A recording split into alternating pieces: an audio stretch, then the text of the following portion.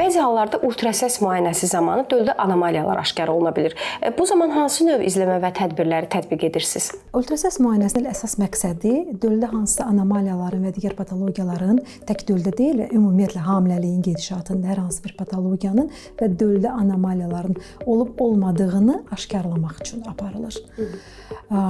Bundan ötürü müəyyən skrininqlər, hamiləlikdə detallı müayinələr və ultrasəsdə Doppler müayinəsi deyə bir müayinə tətbiq edilir.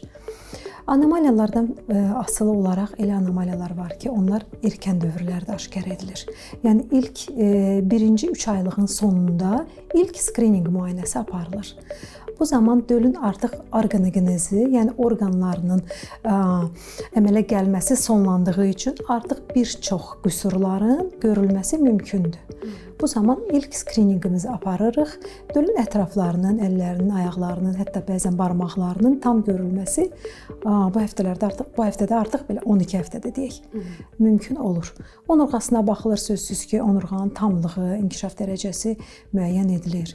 Hətta 12 həftədə bəzən çox kobud ürək qüsurları, yəni 4 kameranın olub-olmaması, magistral damarlarının normal olub-olmamasını aşkarlamaq bəzən mümkün olur.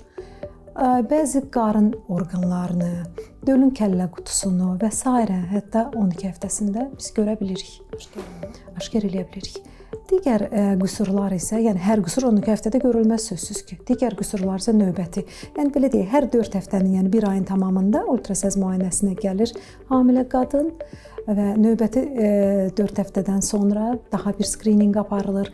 Bu zaman daha dərindən, daha yəni növbəti müayinəmiz təxminən 16-17 həftələrinə təsadüf eləyir, bəzən 17-18 həftəyə təsadüf eləyir. Bu zaman daha çox qüsur aşkar eləmə imkanımız var.